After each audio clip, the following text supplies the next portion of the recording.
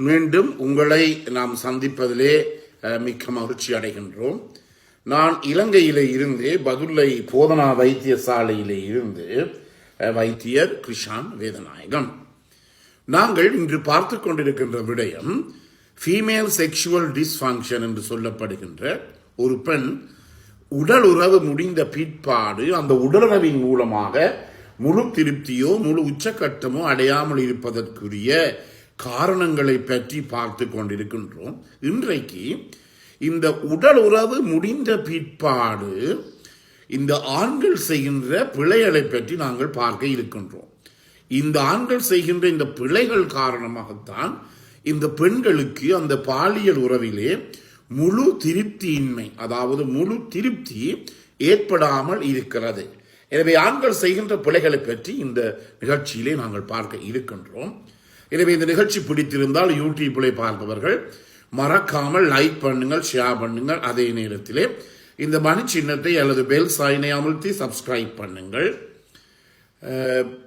TikTok, இன்ஸ்டாகிராமில் பார்ப்பவர்கள் மறக்காமல் ஃபாலோ பண்ணுங்கள்.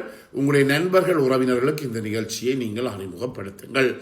நேரடியாக தொடர்பு கொள்ள விரும்பினால் வெளியூர் நண்பர்கள் வாட்ஸ்அப்பின் ஊடாக, இமோ ஊடாக 007477356245 மூலம் தொடர்பு கொள்ள முடியும்.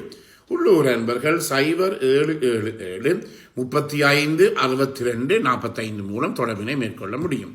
எனவே எல்லா ஆண்களுமே உடல் உறவு முடிந்த பிற்பாடு அவர்களுடைய இஜக்குலேஷன் என்று சொல்லப்படுகின்ற விந்து வெளியிலே வந்த பிற்பாடு அவர்கள் அந்த உச்சக்கட்டத்திலே இருந்து வெளியிலே வளர்ந்து விடுகிறார்கள்.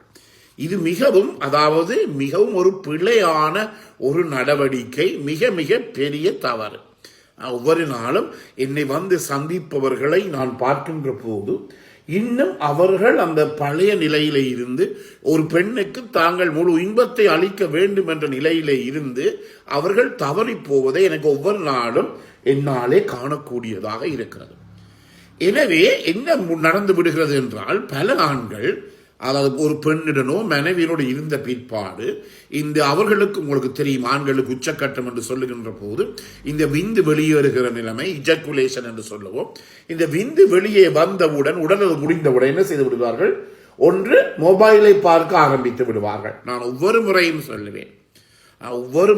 சொல்லுவேன், இந்த படுக்கைக்கு போகின்ற போது நீங்கள் ஒரு அவசர வேலை செய்கின்ற ஒருவராக, அல்லது 24 hours on call என்று சொல்லுவோம், வைத்தியர்கள் அல்லது பெரிய பெரிய அவசர வேலை இருப்பவர்களை தவிர தயவு செய்து மற்றவர் ஒருவருமே உங்களுடைய படுக்கை அறைக்கு, உங்களுடைய பெட்டுக்கு, உங்களுடைய படுக்கை அறைக்கு ஒருபோதுமே இந்த மொபைல் போனையோ டேப்பையோ லேப்டாப்பையோ ஒன்றையுமே எடுத்து செல்ல வேண்டாம். எனவே பல ஆண்கள் என்ன செய்கிறார்கள் என்றால், உடல் முடிந்தவுடனே மொபைல் பார்க்க ஆரம்பித்து விடுகிறார்கள், அல்லது என்ன செய்து விடுவார்கள், ஒரு விலகி படுத்துக் கொள்வார்கள், அல்லது அமைதியாகி விடுவார்கள். எனவே இது எல்லா ஆண்களும், அதாவது 99% ஆண்கள் இதைத்தான் செய்து விடுகிறார்கள். ஆனால் இந்த உடலுறவு முடிந்த பிற்பாடு உங்களுக்கு தெரியும் என்ன, ஆண்களுக்கு உடனே விந்து வந்தவுடன் உடலுறவு முடிந்துவிடும், உணர்ச்சி வந்துவிடும். ஆனால் பெண்களுக்கு மெதுமெதுவாகத்தான் அந்த உச்சக்கட்டம் வருகிறது. என்றபடியினாலே இந்த உடலுறவு முடிந்த பிற்பாடு இருக்கின்ற நேரம்தான் மிகவும் உணர்ச்சி பூர்வமான நேரமாக ஒரு பெண்ணுக்கு இருக்கிறது. இதை பல ஆண்கள் புரிந்து கொள்வதே கிடையாது. எனவே என்ன, நான் மீண்டும் சொல்லுகிறேன், உடல் உறவு என்பது வெறும் உடல் இன்பத்தில் மட்டும் அல்ல, அது மனது, நம்பிக்கை, காதல், பாதுகாப்பு எல்லாவற்றினுடைய ஒரு இணைப்பாகத்தான் அந்த உடல் உறவு இருக்கிறது. எனவேதான் உடலுறவு முடிந்த பிற்பாடு, அந்த உடலுறவு முடிந்த பிற்பாடான பிறகான நேரம் என்பது ஒரு பெண்ணுக்கு மிக முக்கியமான ஒரு நேரமாக இருக்கிறது. எனவே பல ஆண்கள் இதான் செய்கிறது. முடிந்தவுடன் டக்குன்னு அங்காள பக்கம் படுத்துக்கொண்டு போனை பார்ப்பது, அல்லது வேற கதைப்பது, சில பேர் தங்களோட ஃப்ரெண்ட்ஸோட கதைப்பது, இவை எல்லாமே முற்றிலும் ஒரு பிழையான நடவடிக்கையாக இருக்கிறது. எனவே அந்த மனைவியோ அந்த பெண் துணையோ உடல் உறவு முடிந்த பிற்பாடு அன்பை எதிர்பார்ப்பால், அனவரப்பை எதிர்பார்ப்பால், சில அன்பான வார்த்தைகளை எதிர்பார்ப்பால் இன்னும் அவர் அருகிலே கணவர் இருக்க வேண்டும் அல்லது பாய் ஃப்ரெண்ட் இருக்க வேண்டும் என்பதை அந்த பெண் எதிர்பார்ப்பார். எனவே முக்கியமாக இந்த உடலுறவு முடிந்த பிற்பாடு ஏற்படுகின்ற இந்த நேரம்தான் ஒரு ஆணை ஒரு பெண் எவ்வாறு மதிப்பிடுவது என்பதை பற்றிய முக்கியமான ஒரு நேரமாக இருக்கிறது. அதாவது இந்த ஆண் என்னை உண்மையாக காதலிக்கிறாரா என்பதை உணர்வு பூர்வமாக தீர்மானிக்கின்ற ஒரு காலம். என்ன காலம்? உடலுறவு முடிந்த பிற்பாடு இருக்கின்ற காலம். எனவே இது மிகவும் முக்கியமானது. பல இடங்களில் இன்னும் மருந்துகளை வாங்கி எடுத்து செல்கிறார்கள். ஆனால் மருந்துகளை போட்ட பிற்பாடு இந்த பிஹேவியரல் சேஞ்சஸ், அதாவது அவர்களுடைய இந்த நிலை மாற்றம் இன்னுமே ஏற்படுவதாக எங்களுக்கு தெரியவில்லை. எனவே நான் ஒவ்வொரு முறையும் சொல்லுவேன், ஒரு ஆணும் பெண்ணும் கணவன் மனைவி மனைவி கணவன் இந்த பாலியல் உறவை செக்ஸை வைத்துக் கொள்ளுகின்ற போது அங்கு ஒருபோதுமே நான் பெரியாள் நீ பெரியாள் என்ற அந்த ஈகோ பிரச்சனை இருக்கவே கூடாது.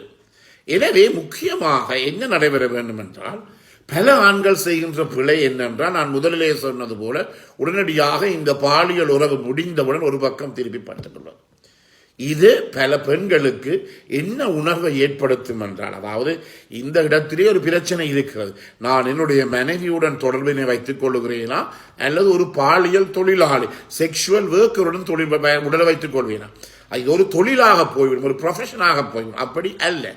நான் முதலிலே சொன்னது போல உடலுறவு என்பது வெறும் உடலுடன் சம்பந்தப்பட்ட விடயமில்லை. காதல், மன இணைப்பு, பாதுகாப்பு, அரவணைப்பு எல்லாவற்றுடன் சேர்ந்து ஒன்றாகத்தான் இந்த sexual life, healthy sexual life என்று சொல்லப்படுகின்ற ஆரோக்கியமான பாலியல் உறவு இருக்க வேண்டும். எனவே இவ்வாறு திரும்பி படுத்தவுடன் பெண்கள் என்ன செய்யணும், இவற்ற வேலை முடிஞ்சோன்னு இவர் அங்காள பக்கம் போயிடுவார் என்ற ஒரு உணர்வை, அதாவது இது வேலை முடிந்தது போல நடந்து கொள்கிறார் என்ற ஒரு உணர்வை அந்த பெண்ணுக்கு ஏற்படுத்தக்கூடியதாக இருக்கு. அதே நேரத்தில் அந்த இடத்துல ஒரு பெண் தீர்மானிப்பார், என்ன, நான் அவருக்கு தேவையா அல்லது என்னுடைய உடல் மட்டும்தான் அவருக்கு தேவையா என்ற ஒரு பிரச்சனை ஏற்படுத்தும். எனவே பல இடங்களிலே பார்க்கின்றோம்.